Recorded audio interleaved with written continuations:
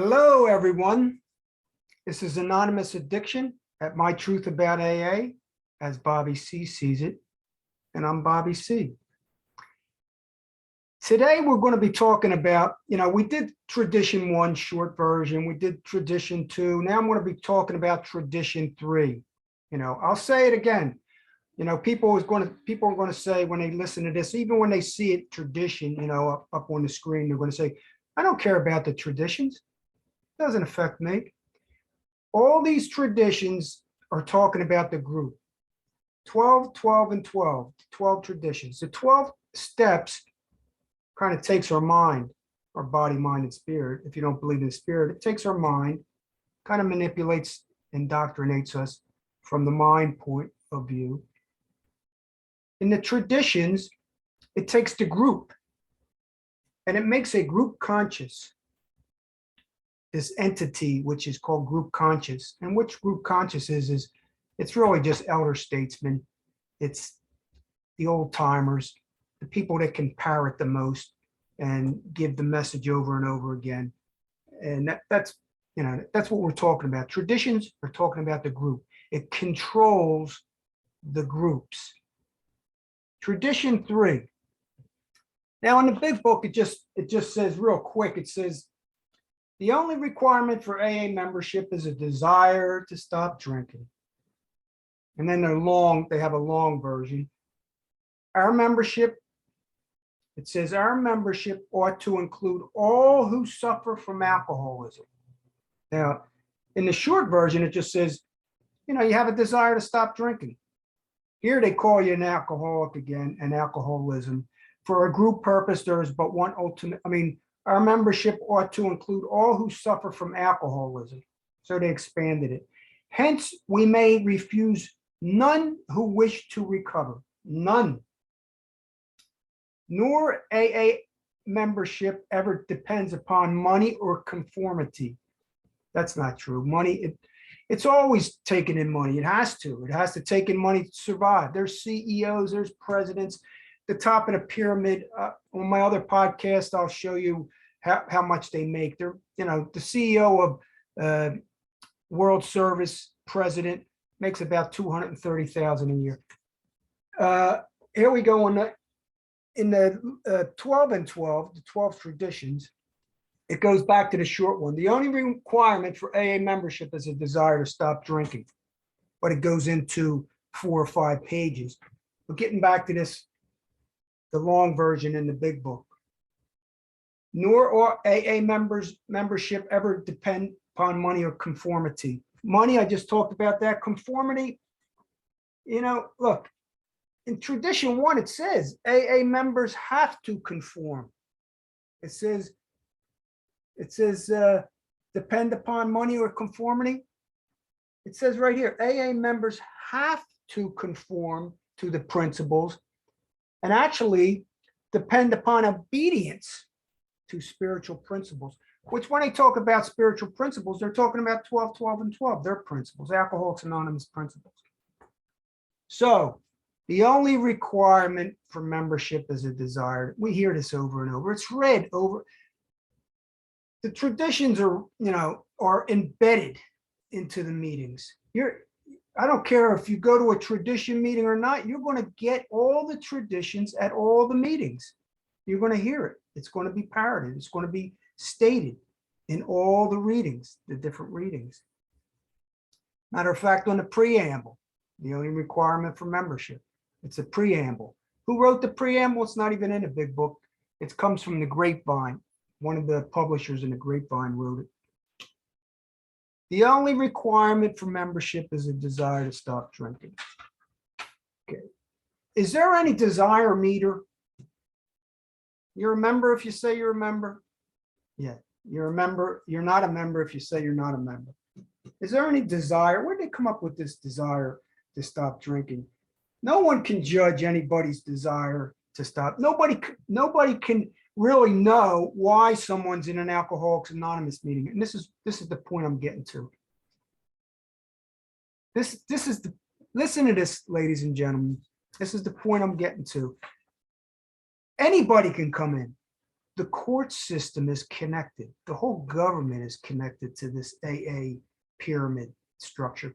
Religion, I talk about that in some podcasts where the Catholic Church, Matt Talbert, they're canonizing Matt Talbert. He's the saint. That's where this whole program came from. Father Dowling, he was Bill's sponsor for 20 years. He was a Jesuit priest from the Catholic Church. So here, getting back to tradition 3, the only requirement, okay? We can't stop anybody from coming in. There's no desire meter. So it doesn't matter. We aren't a bit afraid you'll harm us. Doesn't matter who comes in. Never mind how twisted or how violent you may be. Now, you're sending your young 16-year-old daughter or even your young 16, 15-year-old son. These young kids are going into Alcoholics Anonymous. You don't know who's coming in because the courts are bringing anybody because you can't deny anybody. Crimes, we don't care. Emotional complications, we don't care.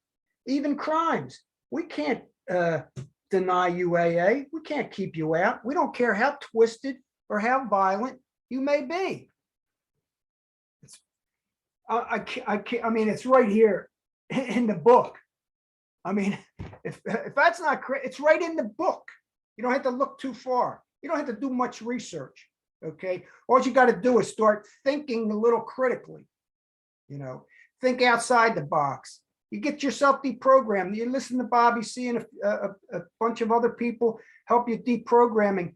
What we're doing is we're showing you the other side, because all they're going to be talking about is how beautiful this program is.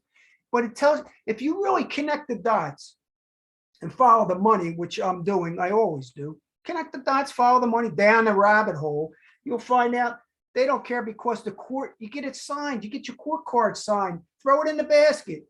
You think they check, you know how many court papers I signed? You think they ever called me up? No, they never called me up. They never called Bobby C up because they don't even know who I am. So, like they're going to check. They're going to, hey, Bobby C, did Jimmy S come to your meeting? You know, even though he's a sex offender and he's on the sex offender list, did he come to your meeting? I'm just checking up on him. Yeah. No, never got a call. You won't get a call either. Just sign the card. I hate to say it, but you don't even have to sign. You don't have to go. Okay, they sign themselves. Okay, oh, don't say that, Bobby. Don't say that. Yeah, okay, the court. Oh, they're going to get help. Here, it's in the book. I can't even make this crap up. It's in the book.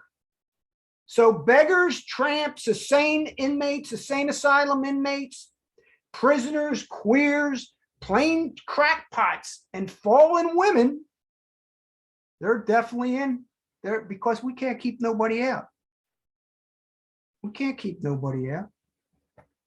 There's no regulations. Remember, there's no regulations. And okay, I'm okay with that. There's nothing wrong with that, because I believe in freedom. But you just got to know the truth, what's going on. The truth will set you free. You got to know the other side of it, because when you go to a tradition meeting or you go to an Alcoholics Anonymous meeting, you're hearing all the fuzzy, oh, I was an alcoholic, the war stories, and now I'm saved. And who saved you? God. This word God is so misused and abused. It's pathetic. Okay. I do not like the word God. Come up with some other word, and which I do. It's been so amused.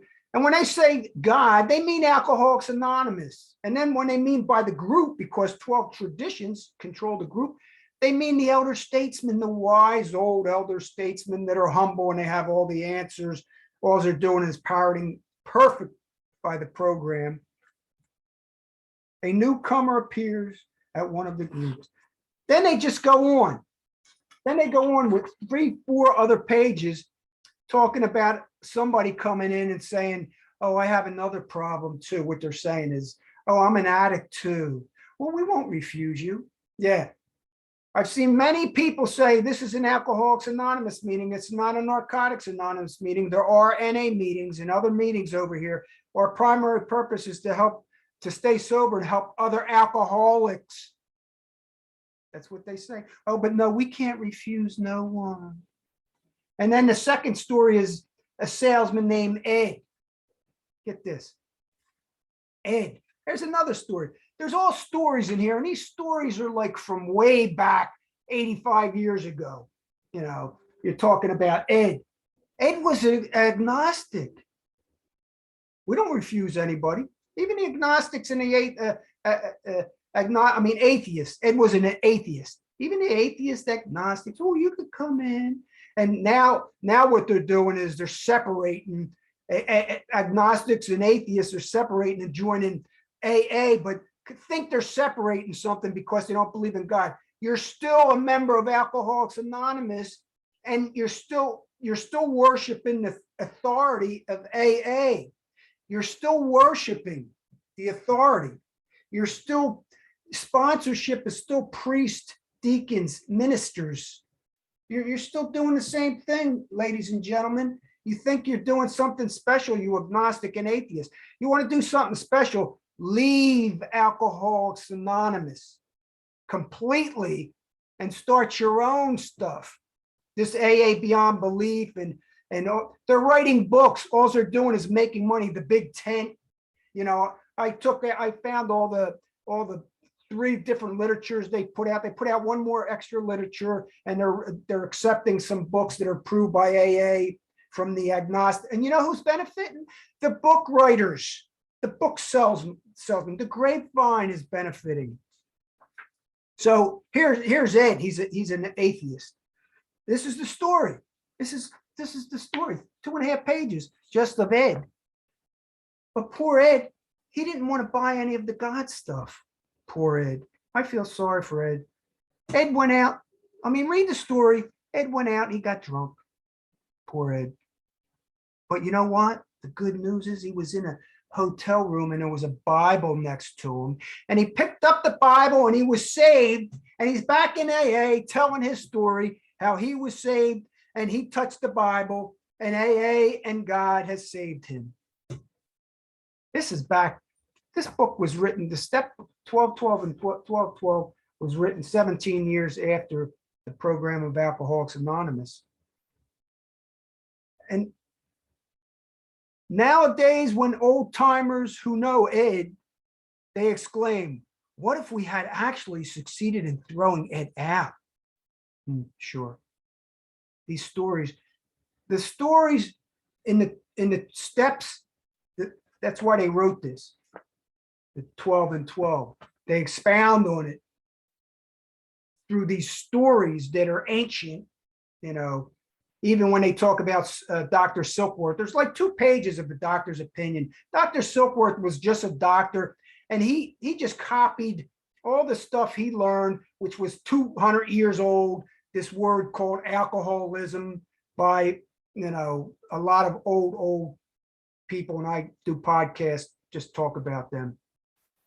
Dr. Silkworth, he told Bill, he said, just make sure you talk about the alcoholism. Make sure you talk about the disease. Make sure you do that. And, you know, of course, Bill did it. All right, tradition 3, just remember, you might not go to a tradition meeting, but you're getting indoctrinated. You're getting indoctrinated into the AA cult mentality from the traditions because they're passed on in every meeting. Take care, everyone. We'll see you tradition 4. Bye-bye. And don't forget to subscribe. Please subscribe and like. See you later.